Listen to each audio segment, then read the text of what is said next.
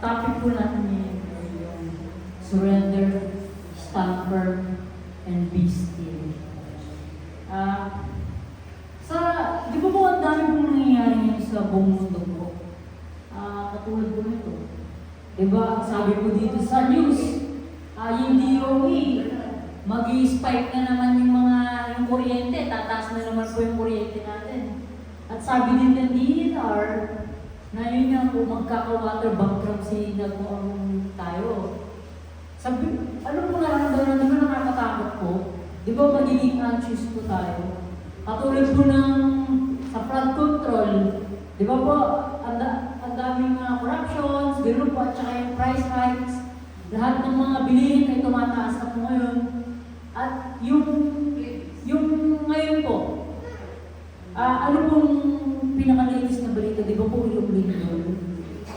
Na 7.8 at nangangambag din po tayo lahat na yung sinasabi po nilang the big one, di ba po? Di ba po, ano pong nararamdaman mo lang, di ba po nakakatakot? Pero ang sabi po dito sa verse, do not be, Philippians 4 verse 6 to 7, sa Tagalog po, huwag kayong mabalisa tungkol sa anumang bagay. Sa halip, hingin ninyo sa Diyos ang lahat ng inyong kailangan sa pamamagitan ng panalangin, may pasasalamat at ang kapayapaan ng Diyos na nahihigit sa lahat ng kaisipan ang magbabantay sa iyong puso at isip sa pamamagitan ni Kristo. Amen? Na huwag po tayong mag-alala kahit sa dami nangyayari, natataas ang kuryente, kung mawalan ng tubig, lumindol man, or ano man mangyari sa paligid, huwag po tayo mag-alala. Di ba nga po, our God is our God, the provider. And our God, hindi po tayo, yun yung sabi nga po ni Pastora, that He will never leave us nor forsake us. Hindi po tayo pababayaan ng Diyos sa anumang pagsubok na haharapin po natin at hinaharap po natin. Amen? At sabi nga po, paano po ba natin may isusurrender lahat ng takot natin sa nangyari? Ang dami ng news na babalitaan na yung government ganito. Tapos may sarili, ang gulo na nga ng government. Tapos ang gulo pa ng kapitbahay, mga ganun. Tapos may sarili ka pang problema. Di ba nakaka-ano po yun? Nakaka-anxious. Pero nga po sabi, surrender. Paano po ba tayo magsusurrender? Sabi nga po dito, surrender by praying. Mag-surrender po tayo gamit ng panalangin. At let go and let God be in control. I-surrender natin ang mga bagay na hindi natin control. Kasi tayo po mga tao, di ba, gusto po natin lagi may control po sa lahat ng bagay. For example po, di ba, kapag sa financial, gusto ko, meron akong pera yun. Di ba, ganun po tayo? Na yung hindi po natin makontrol, nagkakaroon na po tayo ng anxiety.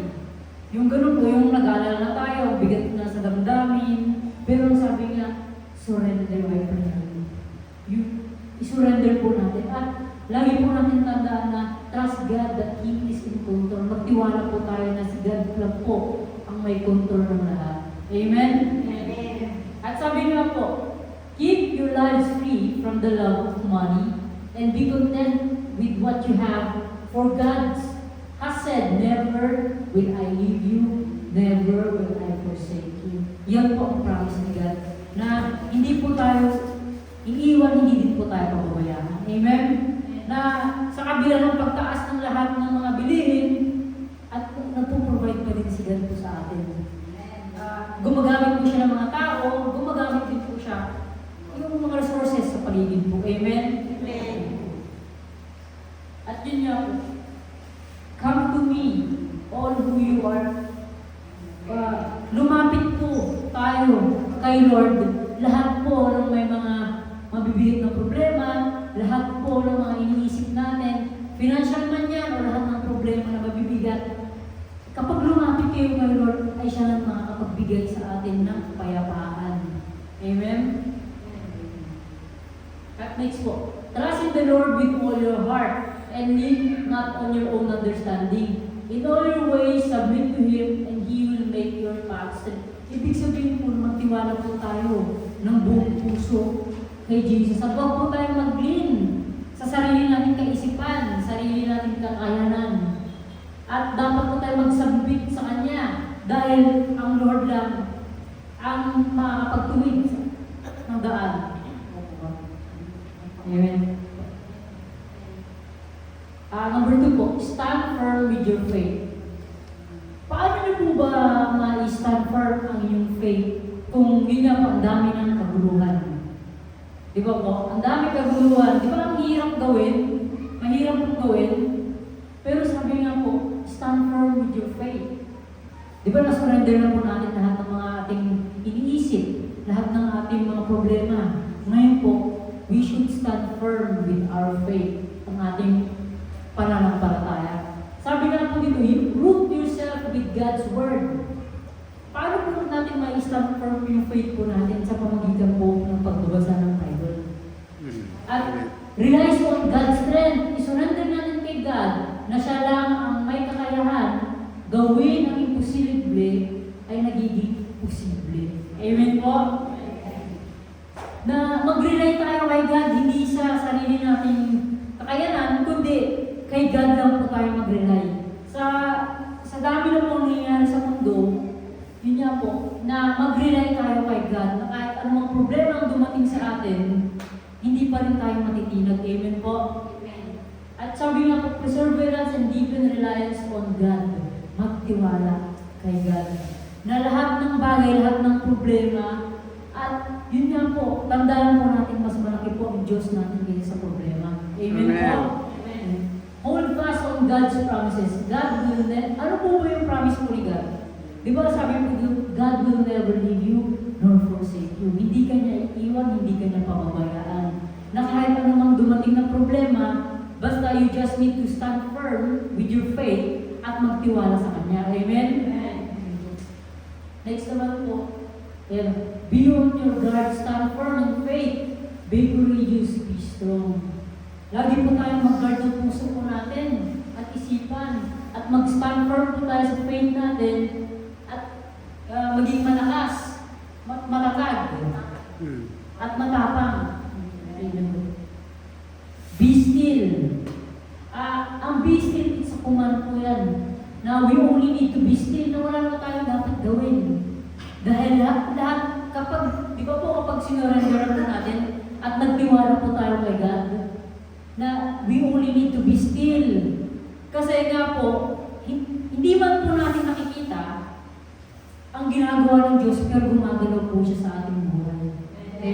Hindi man po natin nakikita, pero gumagalaw po siya. Pero, ang sabi niya po, ang command niya po, ay manatili ka. Be still. Hindi mo kailangan lumaban, kundi si God na ang lalaban para sa iyo. Amen po? At sabi nga po, the Lord will fight for you. You need only to be still. Yun nga po, si God na po ang bahala sa atin. Ang kailangan na po natin gawin ay manatili. Amen po? At yun nga po, at dahil sa pagiging still, di ba, ang dali lang pong sabihin. Pero kapag dumating na po ang problema, di ba po ang hirap gawin? Amen po? Pero yun nga po, ang sabi dito po dito, lahat po ng pagsubok ay dapat nai-endure po natin. But the one who endures to the end will be saved. Ibig sabihin, pag tayo po ay manatili, at nananatili po, ay tayo po ay maliligtas. Amen. At ano po yung promise na po yun? Kapag tayo ay nanatili at tayo maliligtas, ay everlasting life po kasama ng ating Panginoon. Amen? Amen. At yun nga po, sabi nga po dito sa Psalms 46:10, He says, be still and know that I am God, and I will exalt among the nation, and I will be exalted in the earth. Ibig sabihin po, be still. It's a command po na be still at alam nyo na may Diyos na mas mataas siya kaysa man sa nation at kaysa man sa mga tao. Ibig sabihin ito na mas malaki po ang Diyos natin kaysa sa Mount Everest na yan. Wala po yung Mount Everest na kahit kabuntot po yung mga kapangyarihan o ano po, mas malaki po ang Diyos natin. Amen po? Conclusion ako na. Ang bilis ko. Tama. Ang bilis. Ang conclusion po nito ay magtiwala gamit ng pananampalataya na mas malaki ang ating Diyos kaysa sa problema. Ang gagawin natin ay manatiling tapat hanggang sa huli.